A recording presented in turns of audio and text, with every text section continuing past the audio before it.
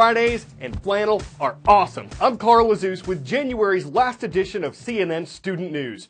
First up, the World Health Organization, part of the United Nations, it says the Zika virus is now spreading explosively in the Americas. It's not new to the world.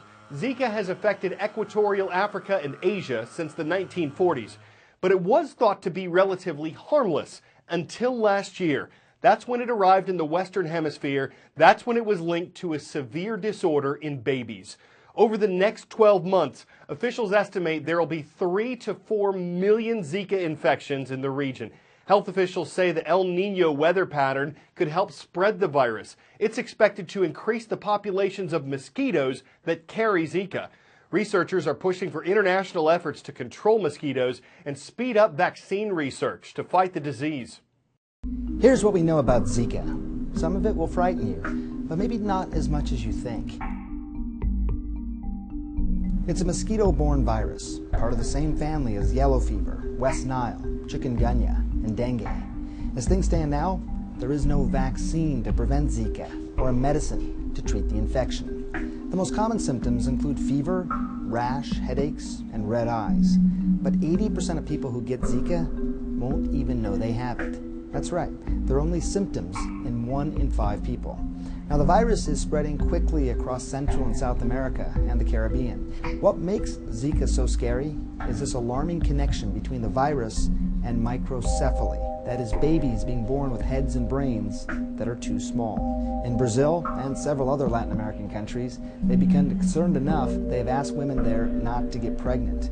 In the United States, pregnant women are being told to postpone travel to any of these countries. In case you're curious, this is the bloodsucker everyone's after, the female Aedes aegypti. She's an aggressive biter that, unlike other mosquitoes, feeds mostly during the day.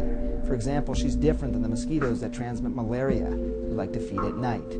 That's important because bed nets won't help as much here. The best way to prevent infections is using insect repellent with DEET, wearing thick long-sleeve shirts and long pants, and staying inside in screened, air-conditioned areas as much as possible. For your chance to get on roll call, please make one request daily at cnnstudentnews.com. We're taking you to Central Europe today.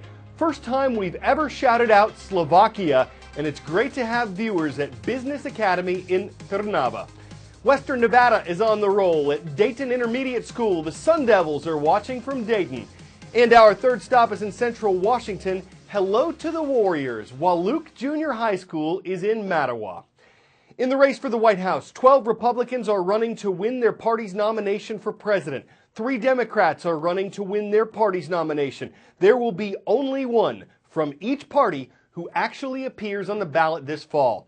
How will each final candidate be determined? That's done through a series of primaries and caucuses, ways that voters in each state help choose each party's nominee. The process officially starts Monday. The Hawkeye state of Iowa holds the first in the nation caucuses. Why Iowa? Because in the 1970s, the state decided to schedule its caucuses ahead of the primaries in all other states.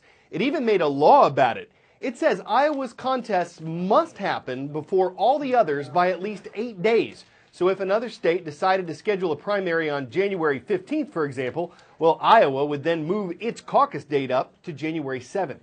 Keep this in mind, though. Whoever wins Iowa doesn't necessarily go on to win their party's nomination. Sometimes they do, sometimes they don't. But winning Iowa does give candidates momentum. It keeps their names in the media. It helps them with fundraising and party interest. So as we get ready to see how these contests play out next week, we're starting with an explanation of what exactly a caucus is.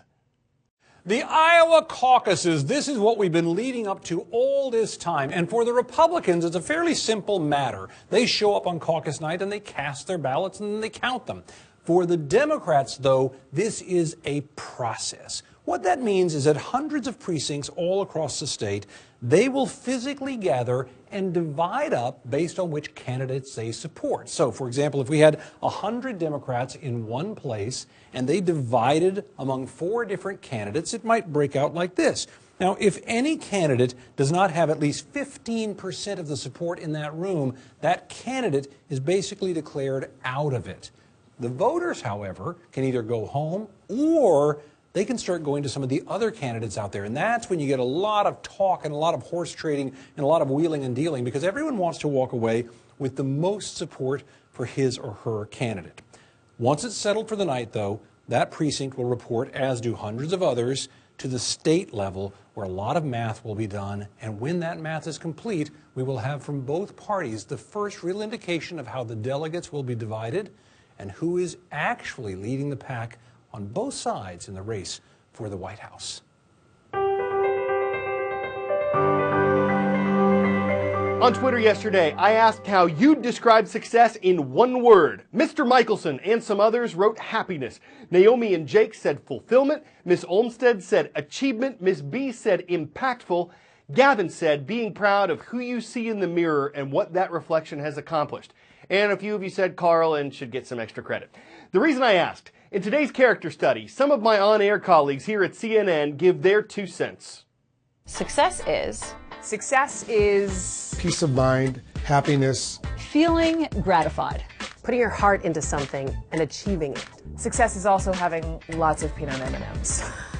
Tell me what success is in one word. Impact. Autonomy. happiness.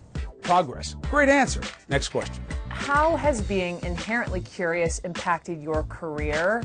I wake up every morning curious. I wake up every morning wanting to know a little bit more. You can't be a journalist unless you are inherently curious. What question do you need to ask yourself to succeed? Oh, I know that. Do I want to do this beyond anything else?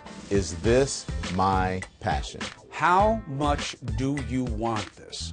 Do you love what you do? Because if you do, you'll be successful before you even know it. What do you want your legacy to be? You know, I don't know what point it's appropriate to ask people about legacy. I think maybe just old people get asked that question.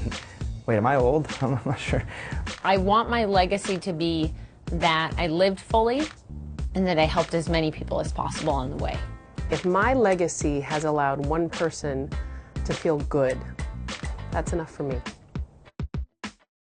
CNN is now taking reservations for a new tour available right here in Atlanta, Georgia, and guess what? I'm part of it. It's the CNN Student News with Carl Azuz tour. We're talking about our production process. We're talking about our approach to journalism. We're talking about my hair.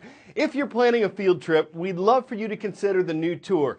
Space is limited, so for more info, please send an email to atltour@cnn.com, and we could be hanging out pondering puns together this spring.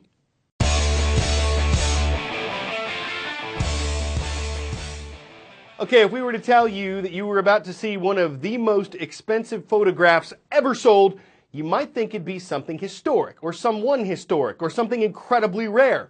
Nope, it's a potato. This potato. It's not even a sweet potato. But last year, the photo reportedly sold for $1,080,000. It was taken by a celebrity photographer whose other work hangs in the National Gallery of Ireland. We're guessing he was aiming for something totally organic. But if you think the price is kind of half-baked, who knows? Maybe snapping spuds will become the photographer's meat and potatoes. He certainly harvested a profit, impressed his bud, opened some eyes, and captured something totally tuber. CNN Student News will see you later, Tater. We'll be ready to serve again on Monday.